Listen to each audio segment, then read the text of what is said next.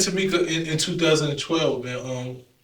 We had did an event together for Christmas that my homegirl Mita and her had collaborated on in Harlem, and we was giving out toys, and we just clicked. I was doing. That's what she found out the work I was doing, and she was the first person that actually got me into the movement. She was like, "Yo, your message is strong." When she heard the Trayvon Martin piece, she introduced me to Trayvon's mother. Oh wow.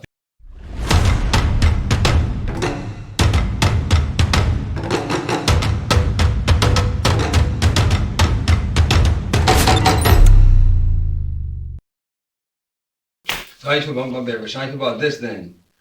I don't know if you seen when NBA YoungBoy, he made a post. I loved it. I posted it on my page. That was some real shit. That's what men do. That's why niggas were like, yo, you don't say nothing about these young niggas drill. Cause I was a young nigga that was talking that. I understand that. We gotta evolve. Like, if I don't know better, then I can't give you better. Everybody might know about NBA YoungBoy. Yeah, he sat there and explained how, he realized that the lyrics and the message that he had in his music was destroying people's minds and leading them in the wrong direction, and it hurt him. Mm-hmm. When he thought about that shit, it's like, damn, I done told these people all this bullshit. I done told them to do shit, and when you're a good person, that shit don't sit well on your soul.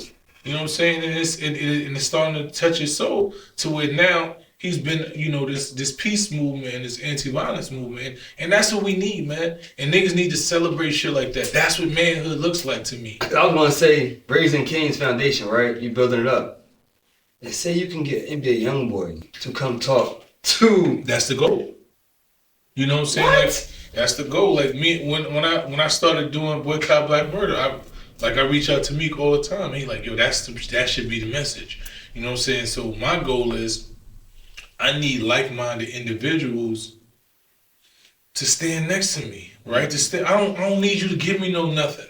I just need you to come to these communities, same communities you from, that these young boys is killing each other, and tell them to live. Just tell them to live. Tell them ain't nothing cool about dying.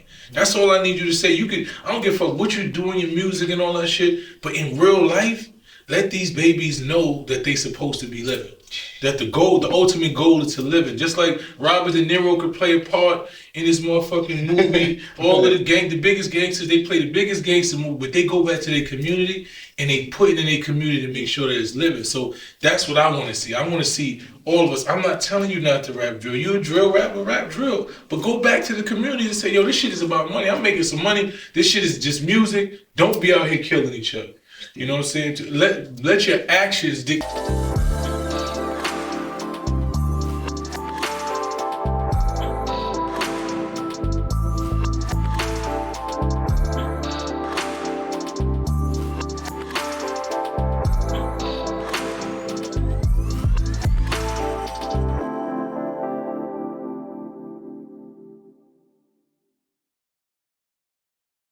For real, I don't give a fuck what you say. Let these kids see your actions is about life. Cause right now, it ain't a lifestyle these kids is living, it's a death style.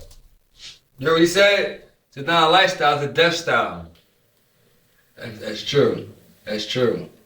And so tell us about Tamika Mallory and why she's important. Tamika Mallory. Mallory. Yes. Apologize for it. Oh, you mentioned I haven't talked about it. Yeah, I met Tamika in 2012, man. We had did an event together for Christmas that my homegirl Mita and her had collaborated on in Harlem, and we was giving out toys, and we just clicked. I was doing. That's what she found out the work I was doing, and she was the first person that actually got me into the movement. She was like, "Yo, your message is strong." When she heard the Trayvon Martin piece, she introduced me to Trayvon's mother. Oh wow! Then she introduced me to my sister Carmen Perez, who ran Harry Belafonte's organization called the Gathering for Justice. And I started working with them and doing work with them. And then that's how we worked with the Gathering for Justice. And then she did the Women's March, which was pretty much the biggest single day protest in the history of America. And I worked with them there. And then that's when we decided, we've worked with different organizations, but we want to create our own organization that we feel like represents what it is that we want. We got different ideologies, and we don't want to.